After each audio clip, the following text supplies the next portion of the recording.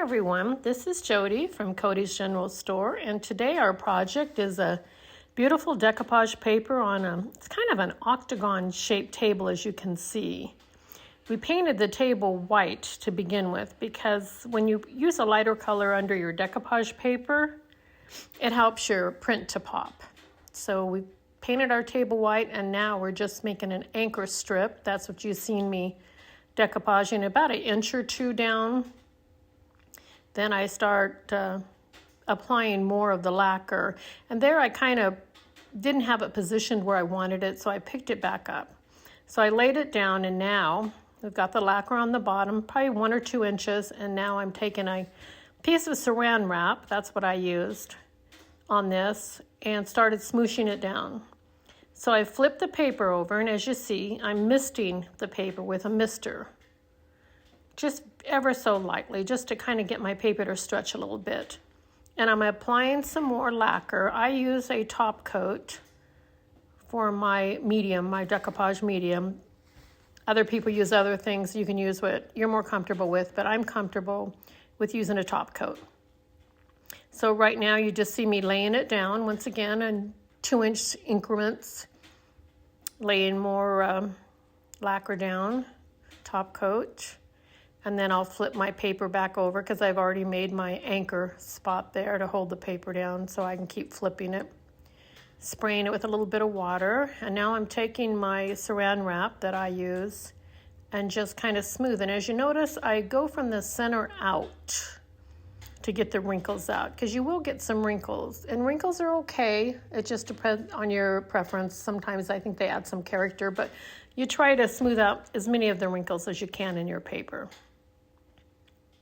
And this is really kind of repetitious in this decoupaging process, but continually being very gentle, because once that paper gets wet, it'll tear easy. So you just need to be careful. That's why I'm not using my fingers a whole bunch. You will see me smoothing it down a little bit with my fingers, but most of all I use the saran wrap to smooth it, because it's a lighter touch on the paper. So once again, just the process of putting my lacquer down. And as you see, I can lift my paper up to try and get more of the wrinkles out and smooth them out. And I start, like I said, in the center, and I go out towards the sides. Decoupaging is really easy. This project I'm doing right now was a commission piece, and the gentleman brought the table in to me, and he had already bought the paper, so I'm not even sure what brand of paper it is. But it's a beautiful sailing ship is what it is. I guess they call them clippers, but he was in the Marines and he really liked that paper, so he wanted me to put it on his table. So as you can see, we're kind of finishing up on the end parts. This table was a little different to do because it's got scallops in it, and like I said, it's kind of a rectangular, hexagon-y shape. So it was just a little bit struggle with some of the wrinkles, but we did manage to get them all out. And that's what we're doing right now, is making sure that we're getting our wrinkles smooth and with our saran wrap. Some people use credit cards. They use like a squeegee type thing. They use all kinds of different things as tools to be able to get the wrinkles out and lay your paper down smoothly. But I'm used to the saran wrap. It works really well for me. So we're on our last stretch right now as far as putting our paper down. All the rest of it is glued down, for lack of better words, up at the beginning of the table. Now, last minute, getting the wrinkles out of it, smoothing it down, making sure that all my paper is attached to the table, and I have enough medium in between the table and the paper. And my camera girl there is filming this as we're going on, so don't mind the telephone taking pictures. Last minute smoothing. As you see I do use my hands a little bit, but very gently, because it will rip the paper. All right, so done with that part. We're letting it dry now. I let it dry overnight, and then I did add a top coat to it because I want to lacquer the finished piece that I did, and I did sand the edges off too.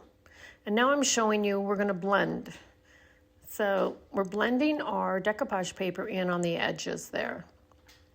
And I always do blending with my decoupage paper. I think it looks so much more finished and nice. And I showed you some of the tools that I was using. This is a stippling brush that I have here. It's a smaller one, but it's a stencil brush is what it is. And I use it with the stippling method on applying the paint. And I am using anti-slone chalk paint because that's the paint that I sell. So I use that and it works well for me. You can use any kind of paint you want to. I also use detail brushes too.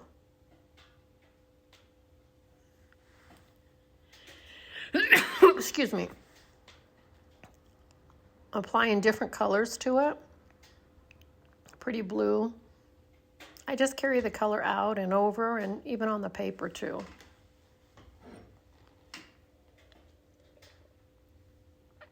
Using all different techniques and brushes. I even have a sea sponge there that I'll be using pretty soon. And you'll be able to see that. Just anything, I've used spatulas before to apply my paint. But right now we're just doing it on the edges and a little bit over on the paper too, just to get that blending. I use blues and charcoal color, which is called graphite in the Annie-Sloan brand, and blues and creams. And I believe I even use a little bit of brown in this too, just carrying it over and blending. It's so easy to blend too. You can blend and you won't even be able to tell where your paper starts and where it ends. This one was a very easy project because the paper mostly covered the whole table. A little bit on the sides it didn't cover, but mostly it did cover. A lot of the projects that I do on furniture, the paper doesn't even maybe cover a third of the project. So a lot of blending with that, but it really looks pretty once you get it done. People think it's a piece of artwork and that you painted it by hand, but that isn't the case with me. I love using decoupage paper, and there's all kinds of different brands out there of decoupage paper that are amazing and nice. We do sell them at our store online too.